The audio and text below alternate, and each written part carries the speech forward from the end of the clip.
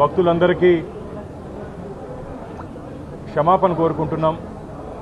నిన్న జరిగినటువంటి ఈ దురదృష్టకర సంఘటన చాలా బాధ వేసింది.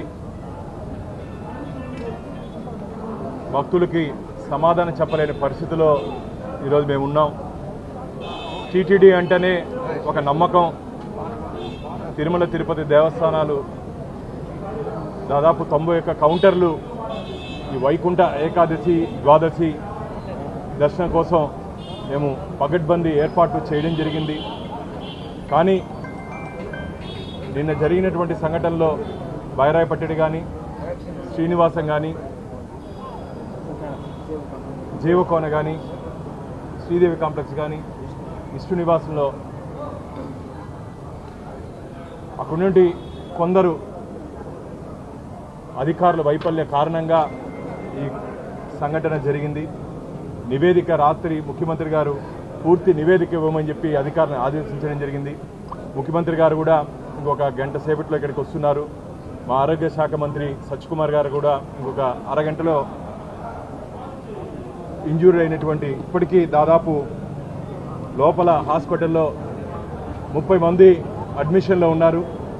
ఎవరికి ఎటువంటి ఇబ్బంది లేదు, అందరూ కోలుకున్నారు.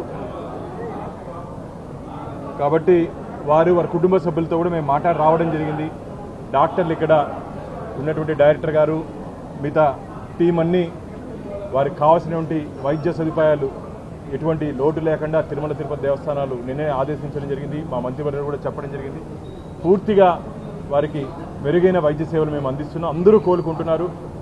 వారి కుటుంబ సభ్యులతో కూడా మాట్లాడి వారికి ధైర్యం చెప్పడం జరిగింది. కానీ మళ్ళీ నేను శ్రీవారి భక్తుల్ని మరోసారి జరిగినటువంటి సంఘటన పట్ల మమ్మల్ని క్షమించండి అని చెప్పి, ఎందుకంటే ఆ మాట తప్ప ఇంక మేమేమి చెప్పే పరిస్థితి లేదు. వచ్చినటువంటి గాయపడినటువంటి వాళ్ళందరూ అసలు వెళ్తానే మాకు దర్శనం అవుతుందా లేదని అడుగుతున్నారు. దాన్ని బట్టి వాళ్ళ భక్తి, వెంకటేశ్వర స్వామి పట్ల వాళ్ళకు ఉన్నటువంటి భక్తి, మేము అక్కడ ఉన్నటువంటి మామూలుగా ఎక్కడైనా సరే గొడవ పడతారు. కానీ లోపల పోతే ముసలి వాళ్ళు, ఆడవాళ్ళు, పిల్లలంతా అన్న మాకు దర్శనం చేపిస్తారని అడుగుతున్నారు. అసలు అంత స్వామివారి మీద భక్తితో కొందరైతే కొన్ని వందల కిలోమీటర్లు నడిచొచ్చామేమని చెప్తున్నారు. ఈ దురదృష్టకర సంఘటన నన్ను చాలా కలిసివేసింది. అసలు తిరుమల తిరుపతి దేవస్థాన చరిత్రలోనే ఒక చీకటి రోజుగా మిగిలిపోతుంది. ఇది భవిష్యత్తులో ఇలాంటి దురదృష్టకర సంఘటనలు జరగకుండా ఖచ్చితంగా భక్తులకి మేము హామీ ఇస్తున్నాం. ఎట్టి పరిస్థితుల్లోనూ ఇది పునరావృతం కాకుండా మేము చూసుకుంటాం. కానీ వీళ్ళకి ఇప్పుడున్నటువంటి వీళ్ళకి ఎటువంటి ఇబ్బంది లేదని చెప్పి మీ ద్వారా శ్రీవారి భక్తులందరికీ, ఎందుకంటే విదేశాల నుంచి కూడా ఫోన్లు వస్తున్నాయి మాకు, శ్రీవారి భక్తుల పరిస్థితి ఏమి, మీరు ఏం చేస్తున్నారని. కాబట్టి మేము రాత్రి నుంచి మానిటర్ చేస్తున్నాం. ఈరోజు రాత్రి ఉదయం 3 వరకు ఇక్కడే ఉన్నాను. వెళ్ళి మొత్తం అన్ని మానిటర్ చేసుకునేసి ఇప్పుడు వస్తే డాక్టర్లతో మాట్లాడితే ఎవరు ఆందోళన చెందాల్సిన అవసరం లేదన్నారు. కాబట్టి మీ ద్వారా శ్రీవారి భక్తులకి తెలియజేస్తున్నాను, టికెట్లు కలిగిన భక్తులు మాత్రమే కొండకు వెళ్ళాలని ఆంక్షలు పర్వదినాలప్పుడు విధించడం కూడా ఇలాంటి సంఘటనలకు కారణమని గతంలో కూడా విమర్శలు వచ్చాయి. ఆ పద్ధతినే మళ్ళీ మీ పాలక మండలి కూడా కంటిన్యూ కావడం చేయడం కూడా ఈ స్టాంపిడ్ రీజన్ అని పర్వదినాలు వైభవంగా జరగాలి, కుంభమేళా జరగబోతోంది, విశేషంగా తరగలని ఆహ్వానిస్తారు. తిరుమలకు మాత్రం టికెట్ కలిగిన భక్తులే అనేది ఆంక్ష ఎంతవరకు జస్టిఫై? అది అంటే తప్పుడు ప్రచారం. టికెట్ ఉన్న టోకన్ ఉన్న భక్తులకి దర్శనం చేసుకునే అవకాశం ఉంటుంది. ఎవరన్నా తిరుమల క్షేత్రానికి రావచ్చు. తిరుమల క్షేత్రం మంది, దాన్ని అరికట్టే శక్తి కానీ దాన్ని అక్కడికి రావద్దని చెప్పే అధికారం కానీ ఎవరికి లేదు. ఈ 7 కొండలు మనది, 7 కొండల వాడు మనవాడు, 7 కొండల వాడు అందరివాడు. కాబట్టి అక్కడ రావద్దని చెప్పే హక్కు, అధికారం ఎవరికీ లేదు. తిరుమల తిరుపతి దేవస్థానాల తరఫున నిన్న ఉదయం కూడా చైర్మన్ గారు మేము పత్రికా ముఖంగా చెప్పడం జరిగింది. అలాంటి రెస్ట్రిక్షన్స్ లేవు. టోకెన్ ఉన్న వారికి దర్శనం అవుతుంది, మిగతా వారు కొండకు రావచ్చు అని చెప్పి. ఎందుకంటే చాలామందికి సెంటిమెంటు, మాకు దర్శనం కాకపోయినా పర్లేదు, అఖిలాండం దగ్గర మేము కొబ్బరి కొట్టుకొని మా ముక్కులు తెచ్చుకుంటాము ఆ పైకి వస్తే చాలు అని చెప్పి చాలామంది భక్తులు కోరుకుంటారు. కాబట్టి అది దయచేసి ఆ ప్రచారాన్ని ఎవరు నమ్మొద్దని చెప్పి మీ ద్వారా భక్తుల్ని విజ్ఞప్తి చేస్తున్నారు. సార్ ఈ రోజు నుంచి నిన్న జరిగిన ఘటనల పట్ల ఈ రోజు నుంచి ఏమన్నా సరే మెరుగైన చర్యలు తీసుకుంటే అవకాశం ఉంది? నిన్న రాత్రే మేము అన్ని క్యూ లైన్లు కూడా చైర్మన్ గారు మేము వెళ్ళి పరిశీలించడం జరిగింది, అధికారిని ఆదేశించడం జరిగింది.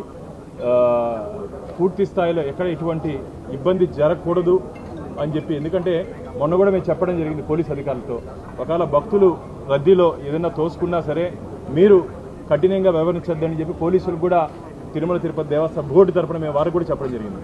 భక్తులు ఏదైనా ఉంటే వారికి కన్విన్స్ చేయండి తప్ప, ఎందుకంటే స్వామివారి ఎంత బాధేసిందంటే లోపల పోయిన తర్వాత పేషెంట్లు అందరూ అసలు మేము వాళ్ళ పిల్లలు కానీ వాళ్ళు కానీ మాకు వెంకటేశ్వర దర్శనం అడుగుతున్నారు. అంటే స్వామివారి పట్ల వారికి ఉన్నటువంటి ప్రేమ మామూలుగా అయితే రానీరు, లోపలికి మమ్మల్ని వస్తే తిట్టే పరిస్థితి, అలాంటి వారు దర్శనం అడుగుతున్నారంటే ఇది అంటే వెంకటేశ్వర స్వామి కలియుగ ప్రత్యక్ష దైవం పట్ల భక్తులకు ఉన్నటువంటి నమ్మకం. అది ఖచ్చితంగా వారి నమ్మకాన్ని భవిష్యత్తులో ఇలాంటి సంఘటనలు పునరావృతం కాకుండా గట్టి చర్యలు, దీని మీద పూర్తి స్థాయి విచారణ జరుగుతోంది. ముఖ్యమంత్రి గారు ఆదేశించారు. ఖచ్చితంగా నిర్లక్ష్యం వహించినటువంటి ఏ స్థాయి అధికారి అయినా సరే వారి మీద క్రమశిక్షణ చర్యలు తీసుకుందని మేము సిద్ధంగా ఉన్నాం. మొత్తంగా ఎంతమంది అడ్మిట్ అయ్యారు, ఎంతమంది డిశ్చార్జ్ అయ్యారు, ఎంతమంది అండర్ ట్రీట్మెంట్? ఇప్పటికి 30 మంది అడ్మిషన్లో ఉన్నారు, 27 మంది ఉన్నారు, ఇంకా 3 వస్తున్నారు.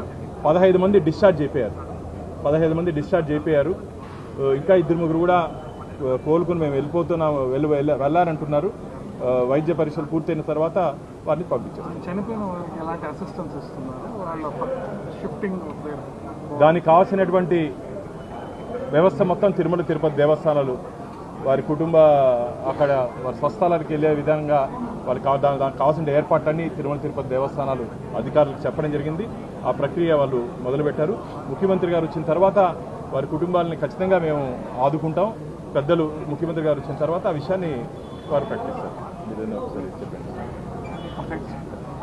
ఈ దురదృష్టకరమైన సంఘటనల్లో ప్రాణం కోల్పోయినటువంటి వాళ్లకు సంతాపం ప్రకటిస్తూ, మిగతా అడ్మిట్ అయిన వాళ్ళందరూ కూడా చిన్న చిన్న ఇంజురీస్ తోటే ఉన్నారు. ఎవరికి ఎటువంటి ప్రాణాపాయం లేదు. చాలామంది కోలుకొని సాయంత్రానికి రేపు ఉదయానికి డిశ్చార్జ్ అయ్యే పరిస్థితిలో ఉన్నారు. తర్వాత ప్రాణం పోయిన వాళ్ళందరికీ కూడా ఈ ఆటాప్సీ మెడికో లీగల్ కేసు కాబట్టి పోస్ట్ మార్టం జరుగుతోంది. అది కాగానే తిరుమల తిరుపతి దేవస్థానం వారు స్పెషల్ వెహికల్స్ అరేంజ్ చేశారు. వాళ్ళు ఎంత దూరమైనా సరే వేరే రాష్ట్రాలకు కూడా మనమే ఇక్కడి నుంచి ఉచితంగా వాళ్ళని పంపిస్తుంది.